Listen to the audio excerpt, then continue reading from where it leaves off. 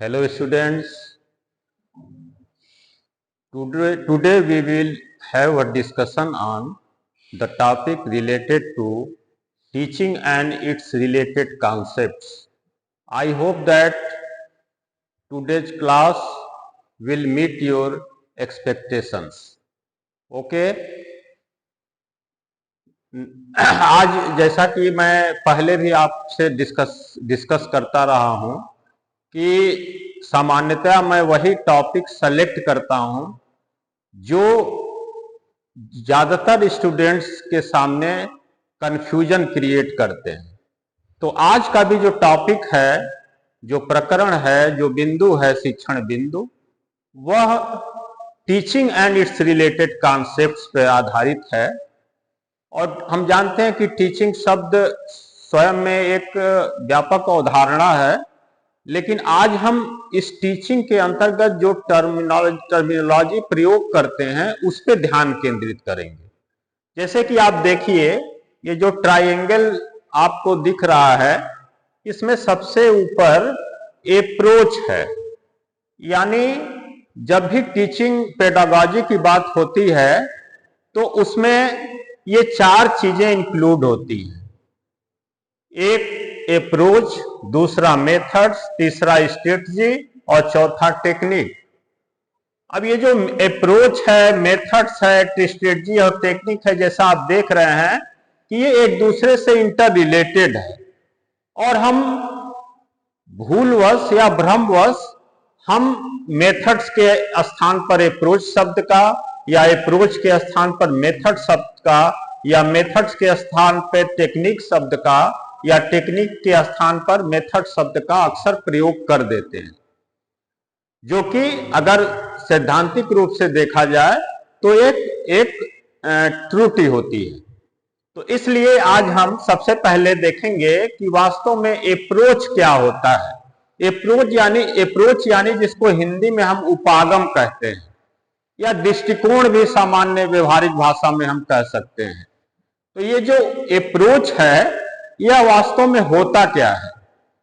Approach शब्द का जब भी हम प्रयोग करते हैं और टीचिंग की भी जब हम बात करते हैं, तो सबसे पहले एक टीचर क्या करता है, अप्रोच निर्धारित करता है। उसको जो भी टॉपिक पढ़ाना है उसके प्रति उसका अप्रोच क्या होगा या उपागम क्या होगा। तो अप्रोच जो है उसको सामान्य शब्दों में हम कहें तो यह सेट ऑफ आइडियाज है। यानी यह विचारों का एक समूह होता है। यह विचार या दृष्टिकोण किसी भी घटना, परिस्थिति, समस्या या विषय में एक व्यक्ति के सोचने का नजरिया या देखने का नजरिया होता है। अब जब हम किसी भी परिस्थिति, घटना या विषय के संबंध में एक अपना पर्सनल व्यू पॉइंट रखते हैं या पर्सनल दृष्टिकोण विकसित करते हैं, तो वह अप्रोच कहलाता है, उपागम कहलाता है। यह अप्रोच या उपागम जो है, यह किसी साइंटिफिक बेस पे आधारित नहीं होता है। इसका आधार कोई साइंटिफिक नहीं होता है, बल्कि यह पर्सनल फिलॉसफी है। यानी व्यक्ति और व्यक्ति के बीच में यह वैरी करता है, क्योंकि किसी भी घटना या परिस्थिति को देखने का हर व्यक्ति का नजरिया अलग अलग हो सकता है। तो इसका कोई स्पेसिफिक हम नहीं कह सकते कि किसी घटना या परिस्थिति को एक निश्चित उपागम के तरह ही हम देखेंगे, निश्चित अप्रोच की तरह ही देखेंगे, या सभी व्यक्तियों का अप्रोच किसी घटना या परिस्थिति के प्रति एक समान होगा, क्योंकि इसका कोई साइंटिफिक बेस नहीं है, बल्कि यह किसी भी घटना, परिस्थिति को देखने का व्यक्तिगत नजरिया होता है। और ये क्या है, सेट ऑफ आइडियाज है। आपके जो विचार होते हैं, दृष्टिकोण होते हैं, उसका एक समूह होता है। अब आप नेक्स्ट टर्म देखते हैं, मेथड्स। मेथड्स पे बहुत सी बातें हम देखते हैं, समझते हैं, पढ़ते हैं। और जब टीचिंग पेडागॉजी और की बात हो रही थी तो मेथड्स पे भी चर्चा हुई थी। तो आप जानते हैं, जब टीचिंग की जाती है तो हम विभिन्न तरह के मेथड्स का प्रयोग करते हैं। अगर मेथड्स को व्यवहारिक रूप में हम देखें तो जिस तरह से अप्रोच सेट ऑफ आइडियाज था, तो मेथड क्या होता है? सेट ऑफ एक्ट्स होते हैं, यानी अनेक क्रियाओं का एक समूह होता है। तो ये मेथड क्या करता है? ये एक स्टेप बाय स्टेप प्रोसेस होता है, सिस्टम होता है। किसका सिस्टम होता है? एक्शंस का। हम अनेक तरह के एक्शंस करते हैं क्लास में किसी मेथड के अंतर्गत या विधि के अंतर्गत। तो आप देखिए, अप्रोच के बाद हम मेथड की बात करते हैं, यानी अप्रोच मेथड से एक ब्रॉडर कॉन्सेप्ट है, व्यापक अवधारणा है। और मेथड क्या है? अप्रोच की अपेक्षा एक संकुचित अवधारणा है, जिसको हम हिंदी में विधि कहते हैं। स्ट्रेटजी क्या है? अच्छा, पहले हम थोड़ा एक उदाहरण भी देख लें। जैसे मेथड जो है, जो विधि है, जैसे आप देखते हैं कि लेक्चर मेथड है या डिस्कशन मेथड है, डेमोन्स्ट्रेशन मेथड है, तो ये सभी मेथड्स के उदाहरण हैं जो हम टीचिंग में जनरली प्रयुक्त करते हैं। और अगर उसके बाद हम स्ट्रेटजी की बात करें, या इसको हिंदी में हम रणनीति या व्यूहरचना कहते हैं, तो स्ट्रेटजी टीचिंग में किस रूप में प्रयोग किया जाता है?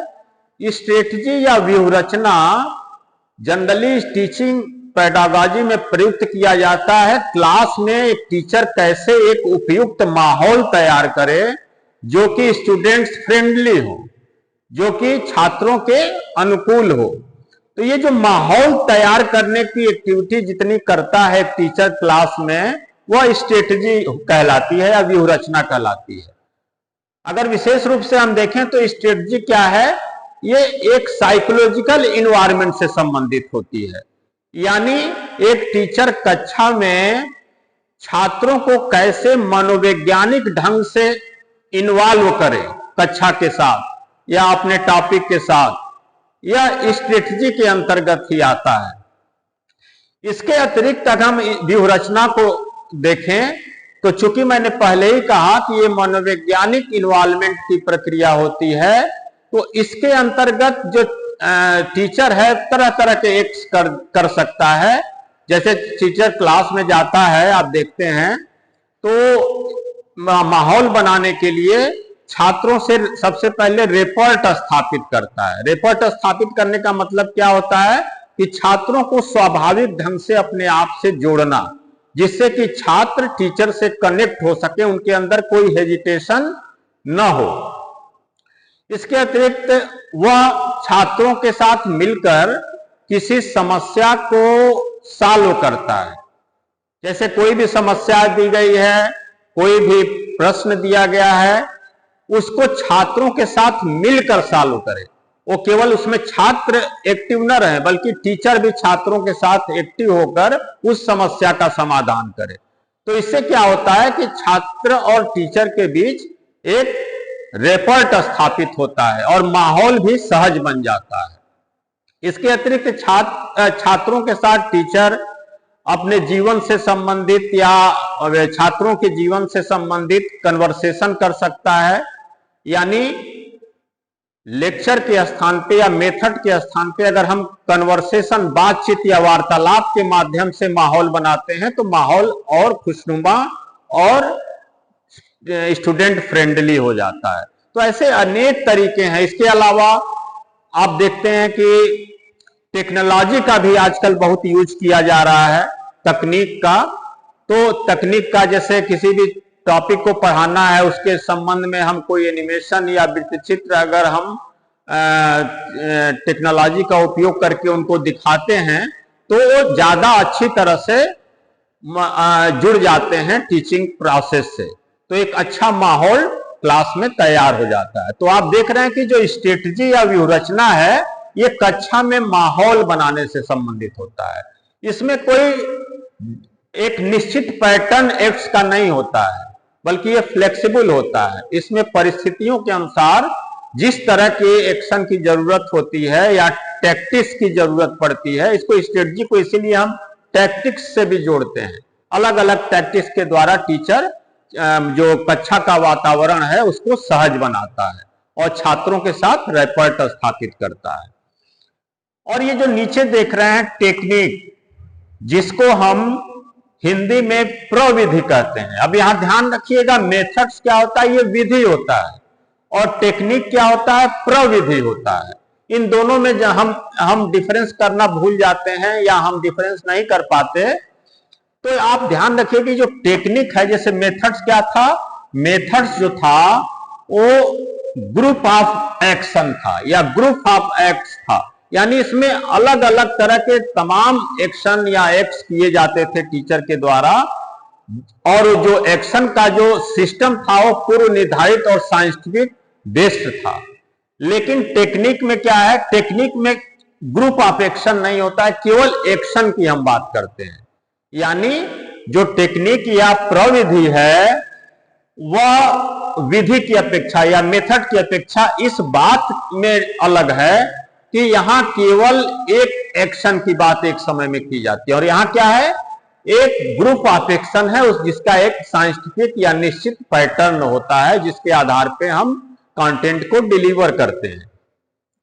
तो तकनीक और मेथड्स आप देखते हैं ये ग्रुप ऑफ एक्शन है बेस्ड ऑन साइंटिफिक पैटर्न, और टेक्निक क्या है, एक एक्शन है जिसका कोई साइंटिफिक बेस नहीं होता है या कोई निश्चित पैटर्न नहीं होता है। तो ये विधि और प्रविधि में ये बेसिक डिफरेंस होता है।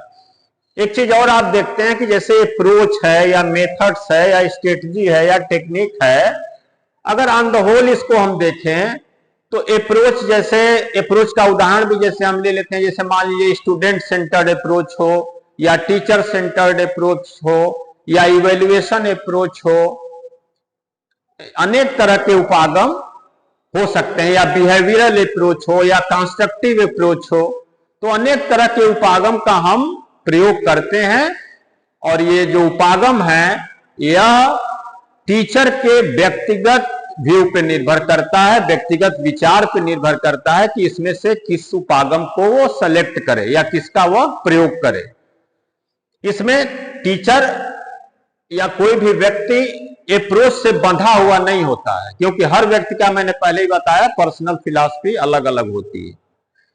तो अप्रोच और स्ट्रेटजी, पहले इसको आप देखिए, ये जो दो शब्द हैं टीचिंग से रिलेटेड, यह अप्रोच और स्ट्रेटजी मुख्यतः प्लान से संबंधित होते हैं या प्लान्ड वे में होते हैं। और ये जो मेथड्स और एक्शन है, इसको आप देखें, यह क्या है, यह एक प्रक्रिया के रूप में होते हैं या एक्शन के रूप में होते हैं। ये ग्रुप ऑफ एक्शन के रूप में होता है और टेक्निक क्या है, एक्शन के रूप में होता है। जैसे टेक्निक में आप देखते हैं कि क्लास में हम कोई एग्जाम्पल देते हैं या क्लास में हम क्वेश्चनिंग का प्रयोग करते हैं, तो एक एक्शन हो गया क्वेश्चनिंग, या कोई एग्जाम्पल देते हैं एक एक्शन हो गया, या टॉपिक के अकॉर्डिंग हम कोई टीएलएम का प्रयोग करते हैं, ये भी एक एक्शन हो गया। तो ये सब क्या है, एक टेक्निक के अंतर्गत आते हैं। तो ये मेथड और टेक्निक क्या है, ये एक दूसरे से इंटर रिलेटेड है, किस रूप में, एक्शन के माध्यम से।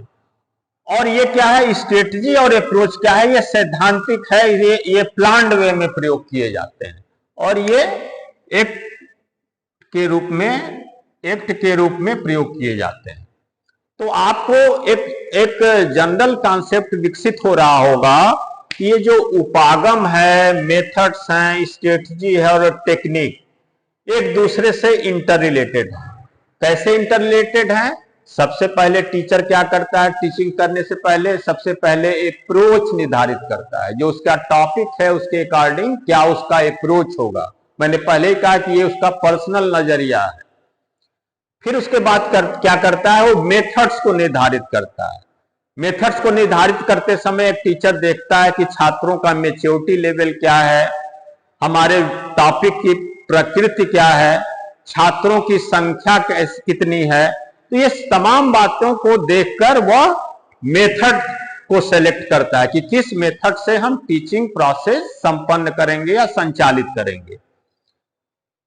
उसके बाद क्या करता है, ये मेथड में स्ट्रेटजी क्या है, अंतर्निहित होती है। आप ध्यान रखिएगा कि मेथड से स्ट्रेटजी जो क्या है, इनकॉर्पोरेटेड होती है या ये एक दूसरे में अंतर्निहित होती है, यानी मेथड के साथ स्ट्रेटजी जुड़ी होती है। जब कोई टीचर कक्षा में किसी मेथड का प्रयोग करता है तो उसके साथ ही वह व्यूहरचना का भी प्लान कर लेता है कि हमारी रणनीति क्या होगी किसी मेथड को अप्लाई करने के लिए। तो यानी स्ट्रेटजी और मेथड क्या है, एक दूसरे में अंतर्निहित हैं। उसके बाद क्या करता है टीचर, टेक्निक की बात करता है। ये आप देख रहे हैं सर्वाधिक नैरो कॉन्सेप्ट है और सर्वाधिक व्यापक कौन सा है, अप्रोच है। और टेक्निक क्या है, सबसे नैरो कॉन्सेप्ट है, इसीलिए केवल इसमें एक्ट की बात की जाती है या एक एक्शन की बात की जाती है। और तकनीक को जैसे मैंने पहले ही आपको डिफाइन किया, इसको हिंदी में प्रविधि कहते हैं। तो इस प्रकार आप देखते होंगे इस ट्रायंगल के माध्यम से या हियरार्चिकल ऑर्डर जो आप देखते होंगे, इससे आपको एक बात दिमाग में जरूर बैठती होगी कि अप्रोच, मेथड, स्ट्रेटजी और टेक्निक कैसे एक दूसरे से इंटर रिलेटेड हैं और कैसे एक दूसरे से भिन्न भी है। अब इसी को ध्यान में रखते हुए इसको और आसान बनाने के लिए एक टेबल के द्वारा, ये जो आप देख रहे हैं सामने, इसके द्वारा भी आप इसको आसानी से समझ सकते हैं। पहले मैंने एस्पेक्ट के आधार पर देखा कि वास्तव में अप्रोच क्या होगा, मेथड क्या होगा, स्ट्रेटजी क्या होगी या टेक्निक क्या होगी। तो हमारा एस्पेक्ट, जिसको हिंदी में हम पक्ष कहते हैं, तो पहले हम देखते हैं मीनिंग के दृष्टिकोण से अप्रोच और मेथड, स्ट्रेटजी, टेक्निक में क्या इंटर रिलेशन है या कैसे एक दूसरे से अलग हैं। फिर देखते हैं हमारा एस्पेक्ट होता है नेचर या प्रकृति के माध्यम से हम देखते हैं कि अप्रोच, मेथड और स्ट्रेटजी, टेक्निक में क्या अंतर हो सकता है। फिर गाइडेंस, यानी गाइडेंस के एस्पेक्ट से, मार्गदर्शन के एस्पेक्ट से हम देखते हैं कि अप्रोच, मेथड, स्ट्रेटजी, टेक्निक्स में क्या अंतर होगा। और फिर हम लास्ट में एग्जाम्पल्स की बात करते हैं, क्योंकि एग्जाम्पल्स के द्वारा आप जानते हैं कि हम आसानी से किसी तथ्य या विषय को ग्रैस्प कर लेते हैं। तो सबसे पहले हम बात करते हैं मीनिंग की। अब मीनिंग, अगर अप्रोच की मीनिंग को देखें, अगर हम बहुत संक्षिप्त रूप में इसको डिफाइन करते हैं तो कहते हैं कि ये ब्रॉड आउटलुक और फिलॉसफी ऑफ टीचिंग लर्निंग, यानी एक क्या है, एक व्यापक दृष्टिकोण होता है, मैंने पहले ही बताया। और ये फिलॉसफी ऑफ टीचिंग, ये टीचिंग लर्निंग जो का एक फिलॉसफिकल रूप होता है, यानी दार्शनिक रूप होता है। मैंने पहले ही बताया कि ये पर्सनल फिलॉसफी पे आधारित होता है, यानी एक व्यक्ति की फिलॉसफी दूसरे व्यक्ति से भिन्न हो सकती है, इसलिए उसका अप्रोच भी एक दूसरे से भिन्न हो सकता है। इसमें कोई साइंटिफिक आधार नहीं होता है कि अगर कोई सिचुएशन है तो हर व्यक्ति एक ही अप्रोच को एडॉप्ट करेगा। फिर हम देखते हैं मेथड को। मेथड को मैंने बहुत संक्षिप्त रूप में यहां लिखा है, a systematic and planned way of presenting subject matter. Method को जैसे हम डिफाइन करते हैं तो सरलतम रूप में हम कह देते हैं कि जो मेथड है वो सिस्टमेटिक एंड प्लान्ड वे है, एक क्रमबद्ध और नियोजित प्रक्रिया होती है। किस लिए? सब्जेक्ट मैटर को डिलीवर करने के लिए या प्रेजेंट करने के लिए। किसके सामने? छात्रों के सामने। तो मेथड में हम देखते हैं कि एक निश्चित पैटर्न की बात मेथड करता है, और वो पैटर्न जिसको हम सिस्टमेटिक शब्द के रूप में यहां डिफाइंड कर रहे हैं, और ये क्या होता है? प्लान्ड वे में होता है। मेथड जो होता है हमेशा हम प्लान्ड वे में ही इंप्लीमेंट करते हैं, क्योंकि मेथड को सेलेक्ट करते समय भी हमारा ध्यान जो होता है छात्रों के मैच्योरिटी लेवल पे या सब्जेक्ट मैटर के नेचर पे या छात्रों की संख्या पर, इन तमाम बातों को ध्यान में रखकर हम प्लान करते हैं और सेलेक्ट करते हैं कि मेथड हमारा कौन सा होगा किसी निश्चित टॉपिक को डिलीवर करने के लिए। और हम जानते हैं कि जो मेथड है वह एक टीचिंग लर्निंग प्रोसेस का बहुत ही इंपॉर्टेंट पार्ट होता है। अगर हम किसी मेथड को अप्लाई करते हैं और लर्निंग प्रोसेस एश्योर नहीं हो पाता या लर्निंग एश्योर नहीं हो पाता है तो हम उसको टीचिंग भी नहीं कहेंगे, क्योंकि टीचिंग का मुख्य लक्ष्य क्या होता है? लर्निंग एश्योर करना होता है। अगर लर्निंग नहीं हुई तो टीचिंग भी नहीं हुई, यानी टीचिंग और लर्निंग एक दूसरे के साथ इंटर रिलेटेड है। अगर मान लीजिए कोई टीचर टीचिंग करता है, किसी तथ्य या विषय वस्तु को वह छात्रों को प्रेजेंट करता है या डिलीवर करता है और छात्र उसको आत्मसात नहीं करते हैं, तो उसको हम टीचिंग नहीं कहेंगे। टीचिंग की प्रक्रिया तब पूर्ण होती है जब छात्र जो भी तथ्य सिखाए जा रहे हैं उसको वह आत्मसात कर ले या ग्रहण कर ले। तो ये जो पूरी प्रक्रिया होती है लर्निंग प्रोसेस की, इसमें मेथड एक मेजर पार्ट अदा करता है या भूमिका निभाता है। अब ये स्ट्रेटेजी की बात करते हैं, जिसको हिंदी में हम व्यूहरचना या रणनीति कहते हैं। इसका अर्थ क्या होता है? ये भी एक प्लान बेस्ड होता है और इसमें क्या होता है, साइकोलॉजिकल इन्वॉल्वमेंट करने के लिए स्ट्रेटजी बनाई जाती है। छात्र कैसे मनोवैज्ञानिक ढंग से लर्निंग प्रोसेस में इन्वॉल्व हो या टीचर से इन्वॉल्व हो।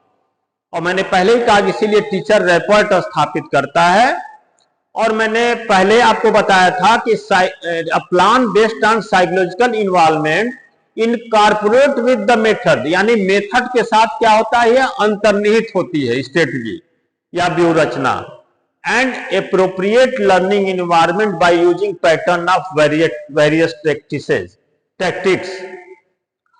और चूंकि यह मेथड में अंतर्निहित होता है, तो इसके द्वारा क्या करते हैं, हम एक लर्निंग इन्वायरमेंट क्रिएट करते हैं। यानी अगर स्ट्रेटजी की बात की जाए, व्यूहरचना की बात की जाए, तो यह मुख्यतः कक्षा में माहौल बनाने से संबंधित होता है या इफेक्टिव लर्निंग सिचुएशन क्रिएट करने से संबंधित होता है। और इसमें यूज क्या किया जाता है, उपयोग क्या किया जाता है, using pattern of various tactics. और इसके लिए हम अनेकों प्रकार के टैक्टिक्स को अप्लाई करते हैं, जिसकी चर्चा मैंने पहले ही आपसे की थी।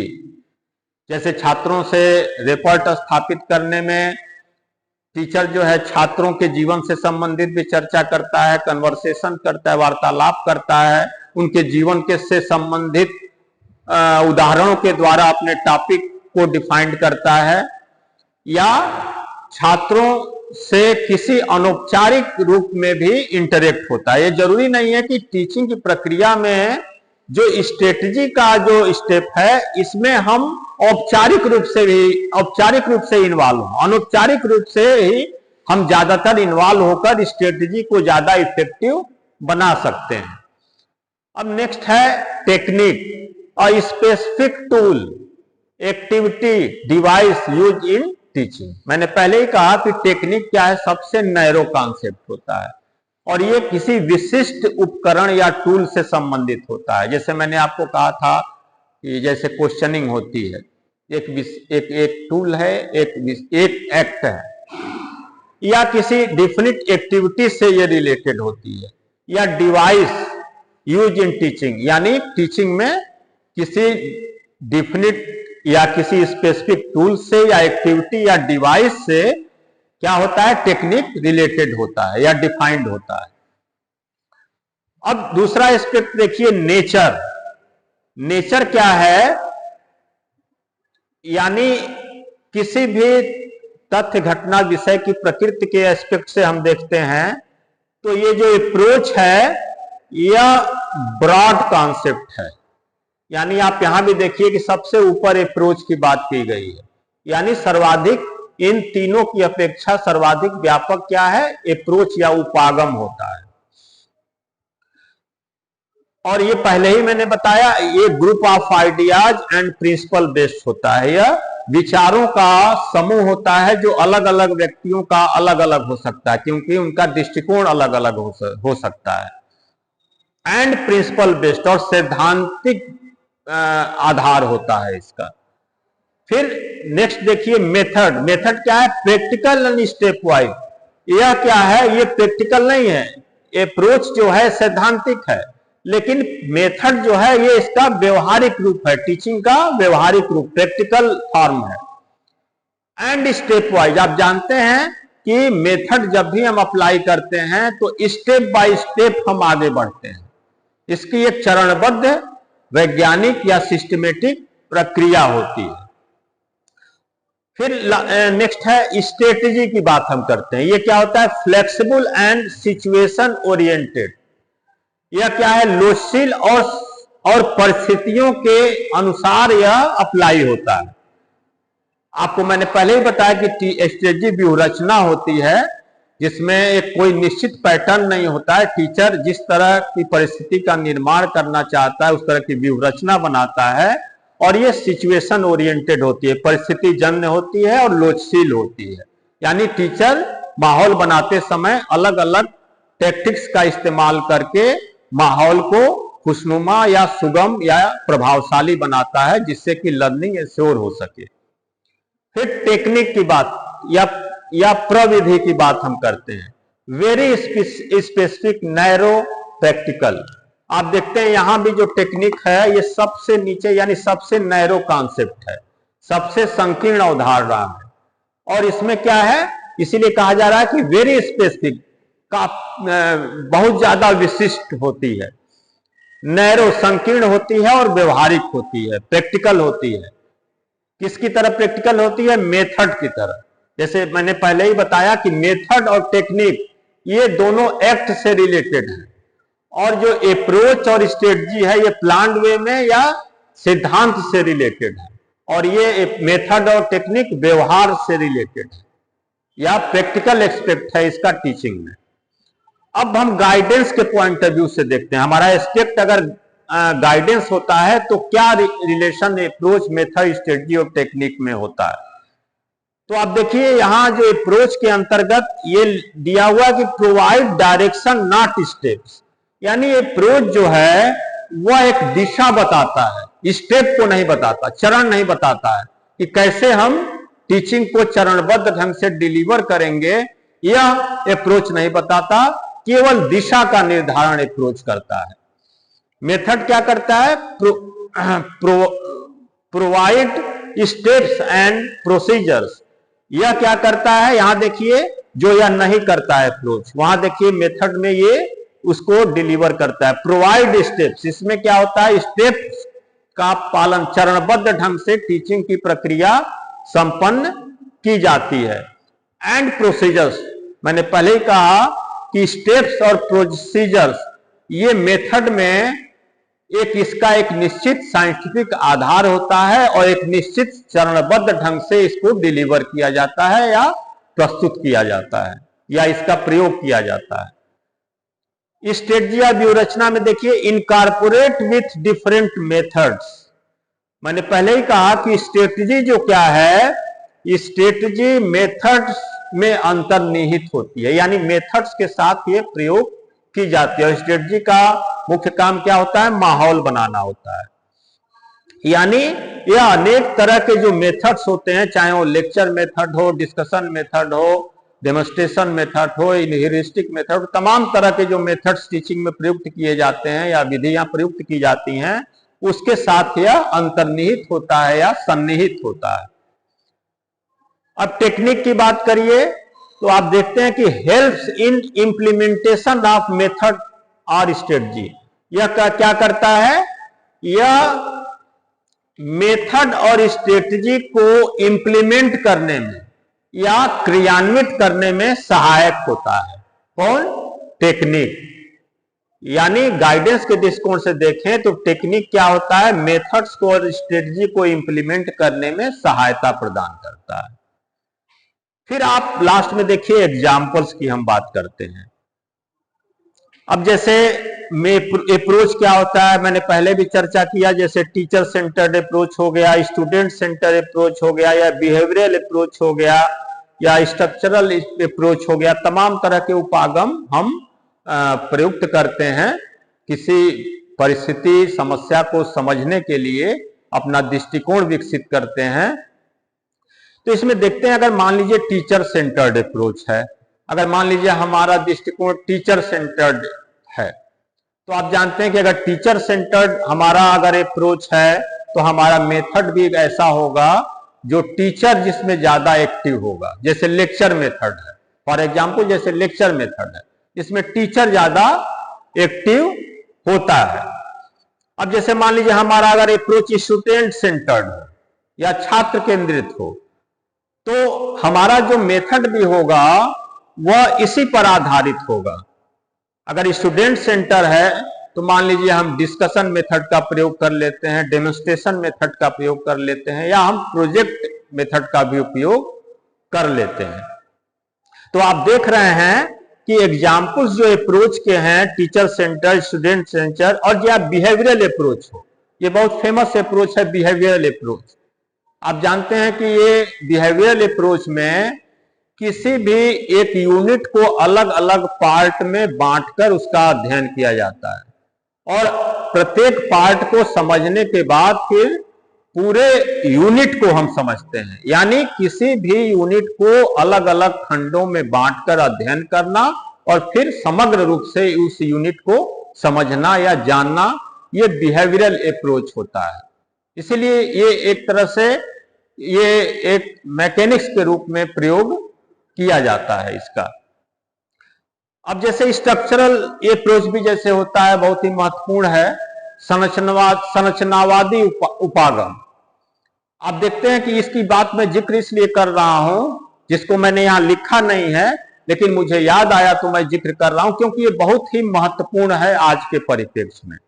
जैसे आपके बीएड में भी जो 2 ईयर कोर्स में जो इंटर्नशिप की बात की गई है, जो इंटर्नशिप करते हैं आप टीचिंग में अलग अलग कॉलेज या स्कूलों में जाके, वह ये इसी कंस्ट्रक्टिव अप्रोच पे आधारित है। यानी संरचनावादी उपागम के कारण ही इस कॉन्सेप्ट को टीचिंग में लाया गया, इंटर्नशिप के कॉन्सेप्ट को। फिर आप देखते हैं जैसे जो संरचनावादी उपागम है, इसमें जो सीखने की जो प्रक्रिया होती है वो बड़ा सहज और देखकर संपन्न की जाती है। जैसे फॉर एग्जांपल आप देखिए, अगर कोई कुम्हार का बच्चा है, लड़का है, वो देखता है रोज कि उसके पिता या माता या परिवार में अन्य लोग किस तरह से एक पहिए पे घड़े का निर्माण करते हैं मिट्टी से, तो उसको सिखाने की बहुत जरूरत नहीं पड़ती, उसको ट्रेनिंग जरूर देने की बहुत जरूरत नहीं पड़ती है, बल्कि वो देखकर सीख जाता है। तो ये क्या है उसका, ये किस अप्रोच में आता है? ये कंस्ट्रक्टिव अप्रोच में आता है। इसीलिए चाहे इंटर्नशिप की बात करें या लर्निंग बाय डूइंग की बात करें, ये संरचनावादी उपागम पे आधारित होते हैं या इसके अंतर्गत आते हैं। तो आप देखते हैं कि ये कितना महत्वपूर्ण अप्रोच है टीचिंग पेडागॉजी के अंतर्गत। अब आप देखिए मेथड की बात में, एग्जाम्पल में, जैसे मैंने पहले ही जिक्र किया, lecture method, discussion method, demonstration method. Lecture method यानी टीचर सेंटर्ड है तो लेक्चर मेथड या और तमाम तरह के मेथड हम उपयोग में लाते हैं। स्टूडेंट सेंटर्ड है तो डिस्कशन मेथड या डेमोन्स्ट्रेशन मेथड का हम उपयोग कर सकते हैं या और भी मेथड का उपयोग कर सकते हैं। यानी आप देखते हैं कि अप्रोच हम जो सेलेक्ट करते हैं, जो हमारा किसी विषय या समस्या को देखने का जो नजरिया होता है, जो दृष्टिकोण होता है, उसी के आधार पर हम मेथड को भी सेलेक्ट करते हैं। यानी अप्रोच मेथड को सेलेक्ट करने में एक निश्चित सैद्धांतिक आधार प्रदान करता है। अब हम व्यूहरचना की बात करें, इसके एग्जाम्पल्स को देखें। जैसे मैंने पहले ही कहा कि जैसे टेक्नोलॉजी का आज टीचिंग में बहुत उपयोग किया जा रहा है। आप देख रहे हैं कि इंटरेक्टिव बोर्ड्स आ गए हैं, डिजिटल बोर्ड्स आ गए, स्मार्ट क्लासेस डेवलप हो गए हैं। तो इसके माध्यम से जब कोई ट्रेडिशनल ढंग से कोई सब्जेक्ट मैटर टीचर डिलीवर करता है और एक स्मार्ट क्लास में उसी सब्जेक्ट मैटर को टीचर अगर प्रेजेंट करता है, तो दोनों में काफी लर्निंग के दृष्टिकोण से देखा जाए तो काफी फर्क पाया जाता है। हम देखते हैं रिसर्चेस के द्वारा भी ये चीज प्रूफ हुआ है कि टेक्नोलॉजी के माध्यम से जब हम किसी सब्जेक्ट मैटर को डिलीवर करते हैं या इंटरेक्टिव बोर्ड या स्मार्ट क्लासेज में तरह तरह के एनिमेशन के द्वारा, फिगर के द्वारा या किसी स्टोरी को दिखाकर या कोई सिचुएशन देखकर उसके अनुसार कोई एनिमेशन क्रिएट करके जब हम किसी सब्जेक्ट मैटर को डिलीवर करते हैं तो छात्र अपेक्षाकृत ज्यादा प्रभावी ढंग से सीखते हैं। तो आप देखते हैं कि यूज ऑफ टेक्नोलॉजी भी इसका एक उदाहरण हो गया। Discover new things with students. मैंने पहले ही जिक्र किया कि जब छात्रों के साथ एक टीचर इन्वॉल्व होकर किसी समस्या का समाधान करता है तो जो कक्षा का माहौल होता है वह ज्यादा सुगम और स्वाभाविक हो जाता है, जिससे कि छात्र और टीचर के बीच में जो इंटर रिलेशन है वह ज्यादा स्वाभाविक ढंग से विकसित होता है। फिर आप देखिए टेक्निक में एग्जाम्पल, जैसे मैंने पहले ही जिक्र किया, जैसे क्लास में ये टेक्निक क्या सबसे एक नैरो कॉन्सेप्ट है इन बाकी तीन की अपेक्षाकृत। तो इसमें हम जैसे एक एक्शन की बात करते हैं, यहाँ ग्रुप ऑफ एक्शन की बात नहीं करते हैं जैसा मेथड में हम कर रहे थे, हम एक्शन की बात करते हैं। जैसे आप माइक्रो टीचिंग आप करते हैं बीएड में, तो ये माइक्रो टीचिंग क्या है, ये टेक्निक को ही टेक्निक पर ही आधारित होता है, प्रविधि पर ही आधारित होता है। उसमें अलग अलग स्किल सिखाए जाते हैं, जैसे क्वेश्चनिंग या स्किल या अनुशीलन स्किल जिसको हम कहते हैं, अनुशीलन कौशल, या ब्लैक बोर्ड राइटिंग स्किल, या शिक्षक सहायक सामग्री का भी हम जो प्रयोग करते हैं अपने कंटेंट या टॉपिक के अकॉर्डिंग किसी कंटेंट को डिलीवर करने के लिए, तो ये सभी क्या होते हैं, टेक्निक के अंतर्गत आते हैं, क्योंकि इसमें एक बार में एक एक्शन के माध्यम से कंटेंट को डिलीवर किया जा रहा है। तो इस प्रकार आप देखते हैं कि आज के क्लास में जो हमने डिस्कशन किया वह टीचिंग और इससे रिलेटेड जो कॉन्सेप्ट हम अक्सर अपने सामने देखते हैं या किताबों में देखते हैं या टीचर से सुनते हैं, तो हम कंफ्यूज हो जाते हैं कि वास्तव में मेथड या टेक्निक का क्या इंटर रिलेशन है, या अप्रोच और स्ट्रेटजी का क्या इंटर रिलेशन है, या ये जो ऑर्डर है आप देख रहे हैं इसमें सबसे व्यापक अवधारणा कौन सी है, उसके बाद कौन सी अवधारणा है, मेथड्स के बाद स्ट्रेटजी की बात की जाती है, फिर लास्ट में टेक्निक की बात की जाती है। यानी सर्वाधिक व्यापक अवधारणा अप्रोच या उपागम हो गया, और सर्वाधिक संकीर्ण अवधारणा टेक्निक या प्रविधि हो गया। यानी मुझे उम्मीद है कि जो आज का क्लास है इसके माध्यम से आप अपने मन मस्तिष्क में एक निश्चित रूपरेखा डेवलप करने में या विकसित करने में कामयाब हो गए होंगे, जो कि हमारा आज के क्लास का उद्देश्य था। धन्यवाद, थैंक यू।